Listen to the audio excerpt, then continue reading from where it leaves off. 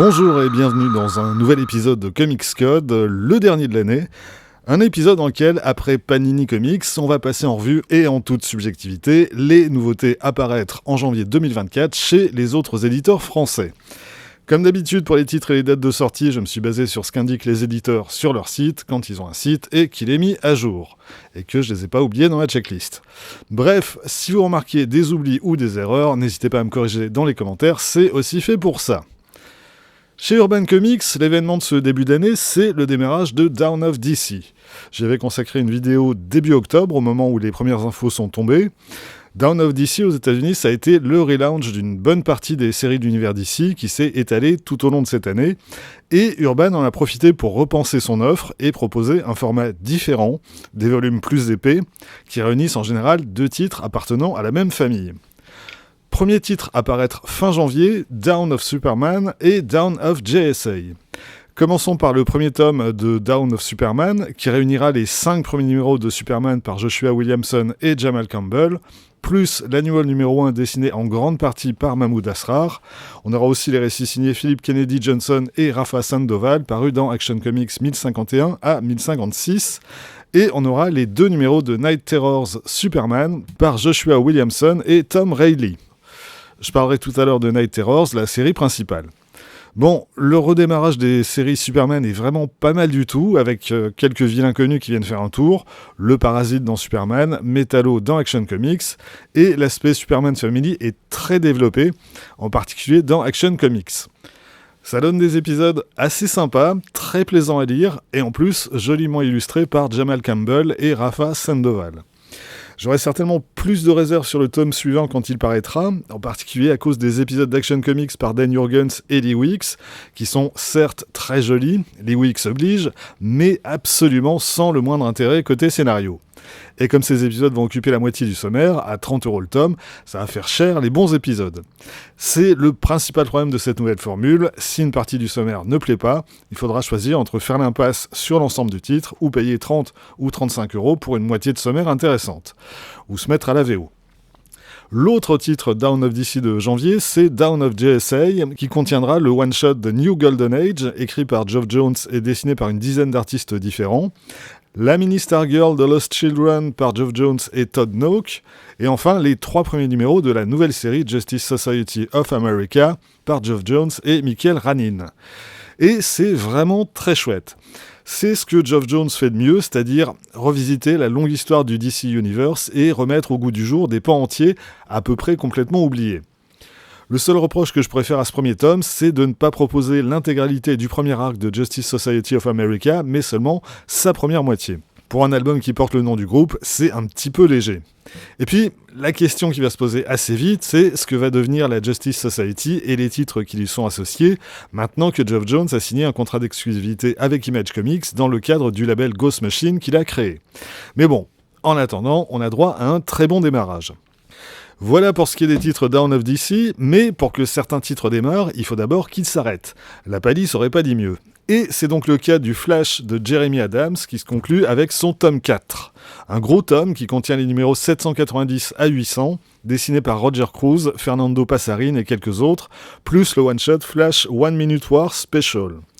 Comme c'est une série dont j'ai arrêté la lecture au premier tome, je ne me prononcerai pas sur la qualité de ces épisodes. J'attends plutôt de voir quel format va choisir Urban pour la nouvelle série, signée Cy Spurrier et Mike Deodato Jr. Fin de partie également pour Superman Son of Kal-El, qui s'achève au tome 3, avec au sommaire les numéros 13 à 16 de sa série régulière, par Tom Taylor, Clayton Henry et Cian Tormey. A noter que les épisodes suivants qui bouclent la série sont parus en juin dernier dans le tome 5 de Superman, et on trouvera aussi l'intégralité de la mini-série Adventures of Superman John Kent, par Tom Taylor et Clayton Henry, un récit dans lequel John Kent visite un univers parallèle et rencontre une version assez différente de son père. C'est sympatoche, mais assez anecdotique, un peu à l'image du travail de Tom Taylor sur le personnage. Et puisqu'on parle de Tom Taylor, enchaînons avec le tome 5 de Nightwing, qui contient les épisodes 101 à 105 de la série régulière, dessinés par Travis Moore et Eduardo Pancico. Bruno Redondo, lui, dessine seulement l'épisode 105. Et on aura également les 2 numéros de Night Terrors Nightwing, écrits par Becky Cloonan et Michael Conrad, et dessinés par Daniele Di Nicuolo. En 2022, j'avais classé Nightwing dans mon best-of de l'année, ce que j'ai pas fait en 2023 à cause d'un tome 4 vraiment pas terrible qui brassait du vide en attendant que la série atteigne son 100e numéro. Bon, ce tome 5 est encore pire. C'est davantage une histoire des Titans que de Nightwing, ce qui en soi est pas grave, mais c'est surtout un scénario pénible qui poursuit une intrigue entamée dans le numéro 98 concernant la fille de Blockbuster, et sans une once d'intérêt. Et pour les fans de Bruno Redondo dont je suis, il faudra se contenter d'un tout petit épisode entièrement réalisé en vue subjective, ce qui relève davantage du gimmick que d'autres choses. Ajoutez à ça 2 épisodes liés à Night Terrors assez bordéliques et vous obtenez un volume de Nightwing qui n'est pas seulement décevant, il est carrément mauvais. Puisqu'on en parle, passons à Night Terrors, l'event DC de l'été dernier, une mini-série en 4 numéros signée Joshua Williamson et Giuseppe Camuncoli, encadrée par 2 one-shots également présents dans ce tome et dessinés par Howard Porter.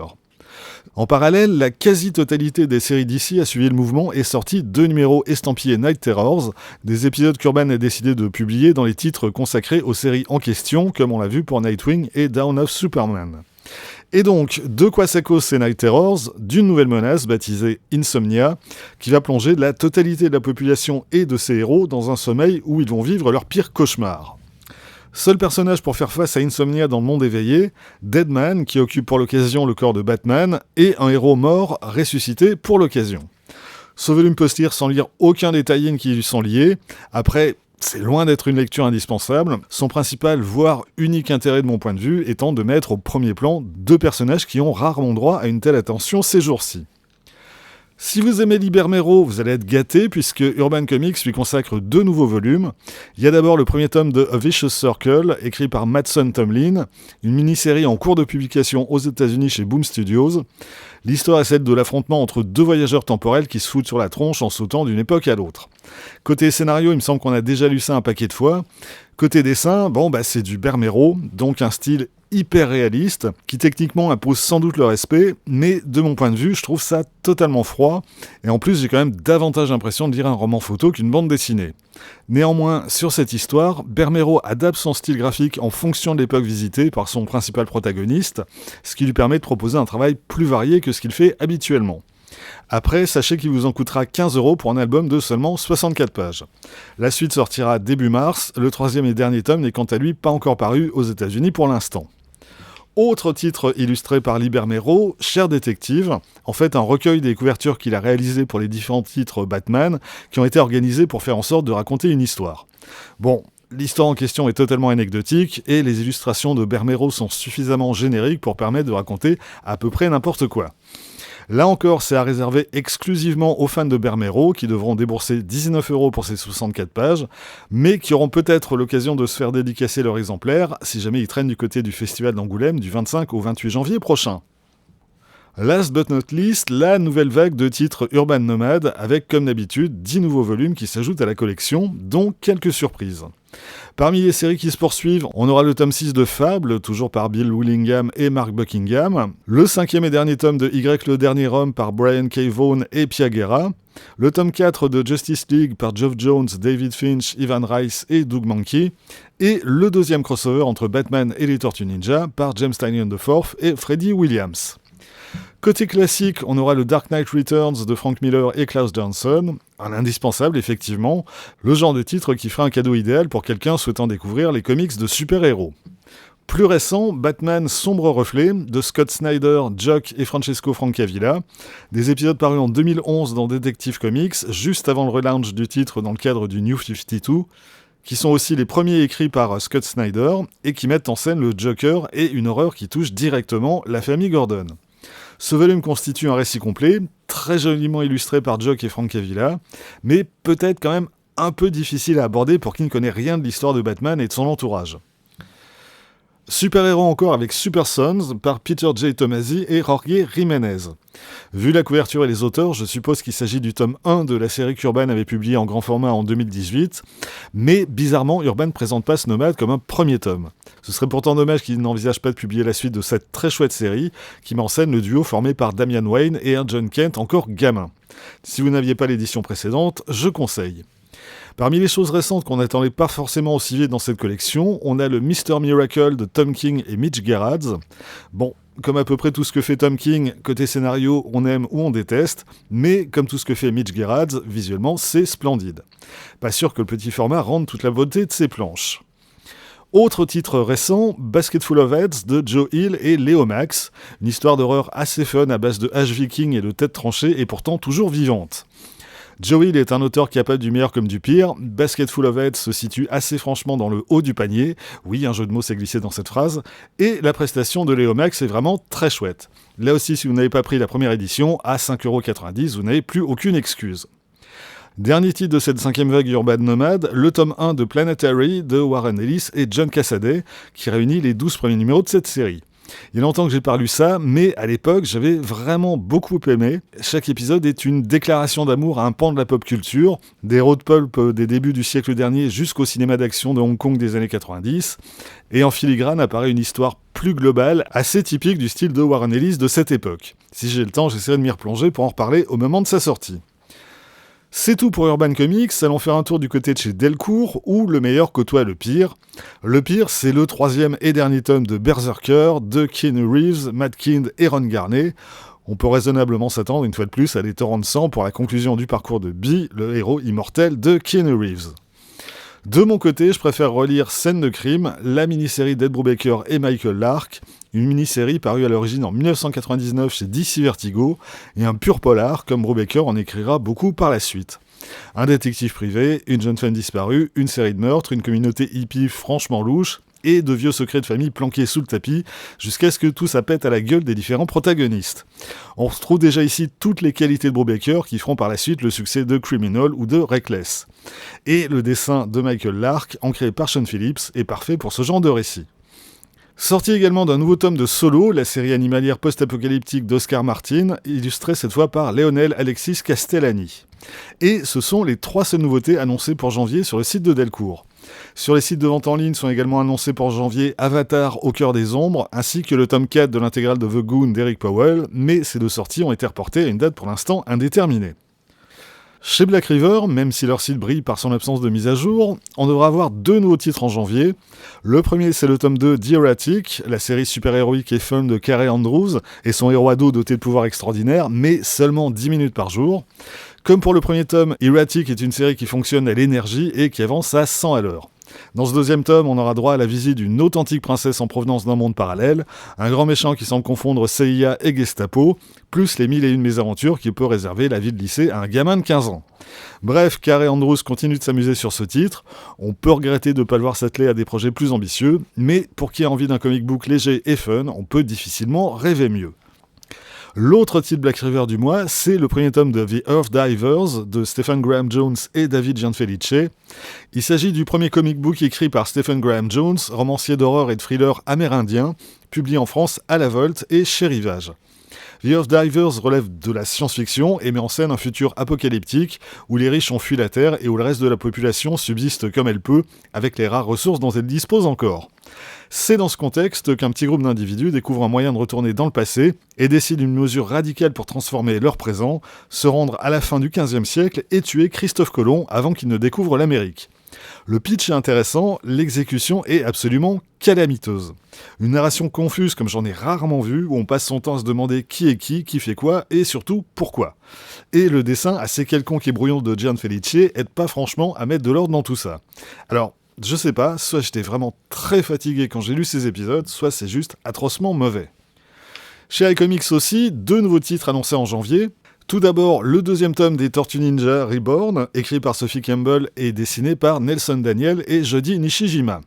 J'avais beaucoup aimé le premier tome, écrit et dessiné par Campbell. Malheureusement sur celui-ci, on la retrouve seulement au scénario, et encore sur les 3 premiers épisodes, elle est assistée par Rhonda Pattison. En gros, on retrouve ici les mêmes thèmes et le même traitement que dans le tome précédent, mais en moins bien et en moins joli. Ça reste plaisant à lire, le traitement des personnages reste assez chouette, mais c'est pas le coup de cœur que j'ai pu avoir pour le premier tome. L'autre nouveauté iComics est beaucoup plus enthousiasmante, il s'agit de It's Lonely at the Center of the Earth de Zoe Thorogood, une autrice britannique qu'on avait pu découvrir en 2022 avec son graphic novel Dans les yeux de Billy Scott, et dont iComics avait publié cette année la mini-série Rain, qu'elle dessinait à partir d'une nouvelle de Joe Hill. It's Lonely at the Center of the Earth est un récit autobiographique où Zoe Thorogood parle beaucoup de sa dépression, de ses difficultés à communiquer avec autrui et des doutes permanents qu'elle entretient avec ses propres créations. Le genre de sujet qui pourrait vite s'avérer pénible et complaisant, sauf qu'à partir de ce point de départ franchement plombant, elle réussit à en faire un récit qui, du simple point de vue graphique, est un pur bonheur d'inventivité et d'imagination.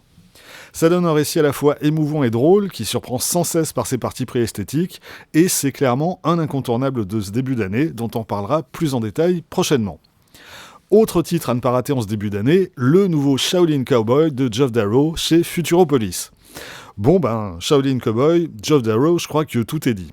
À bientôt 70 ans, Darrow, ça reste le boss, tant en matière de dessin que de storytelling, et cette nouvelle aventure de son héros est tout aussi démente que les précédentes. On pourrait passer 1 heure devant chaque planche qu'on n'en aurait toujours pas fait le tour. Et comme Futuropolis nous propose ça dans le même grand format que les 3 tomes précédents, faites chauffer la carte bleue, c'est juste pas possible de passer à côté. Chez Delirium, sorti du déjà 4e tome de Granville, l'Uchronie steampunk animalière de Brian Talbot, un 4e tome intitulé Noël. Et si ce titre vous fait penser fête, cadeaux et joie des petits-enfants, non, là pensez plutôt secte apocalyptique, meurtre collectif et nettoyage ethnique. Je crois bien que j'ai plus parlé de Granville depuis la sortie du 1er tome, va falloir songer à réparer cet oubli.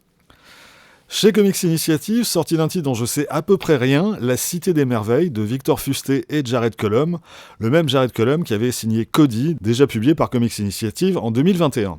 L'histoire de 2 gamines qui enquêtent sur la disparition de leur père à New York en 1984.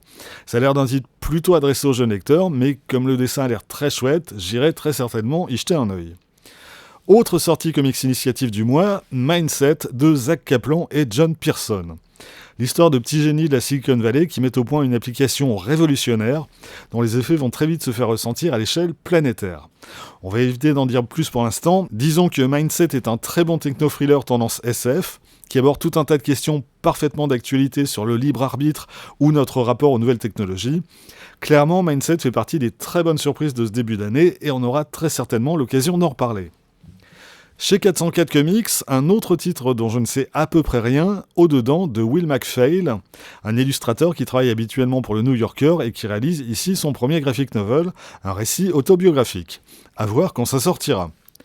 Chez Hugin Monin, sorti du tome 5 de Sin City, Family Values, un récit qui, contrairement aux autres, n'était pas d'abord paru en single, mais directement en trade paperback, ce qui lui donne un rythme assez différent des autres titres de la série. Sorti également de l'édition collector de 300, une édition cartonnée mais surtout au format à l'italienne, et qui devrait donc être assez similaire à l'ancienne édition chez Rackham.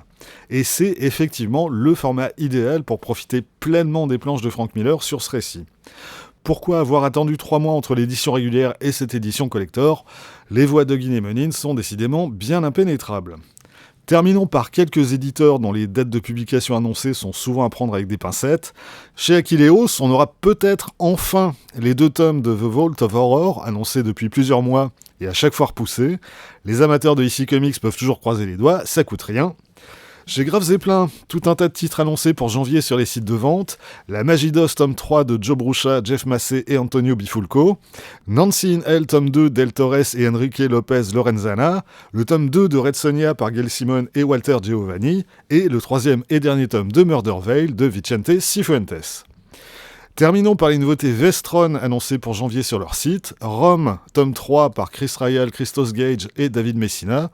Transformers les années Marvel tome 4, The Crow Skinning the Wolves par James O'Barr et Jim Terry, G.I. Joe Maximum Action tome 3, Star Brigade, et le seul titre susceptible de m'intéresser parmi tout ça, Godzilla Gangsters and Goliath de John Layman et Alberto Ponticelli.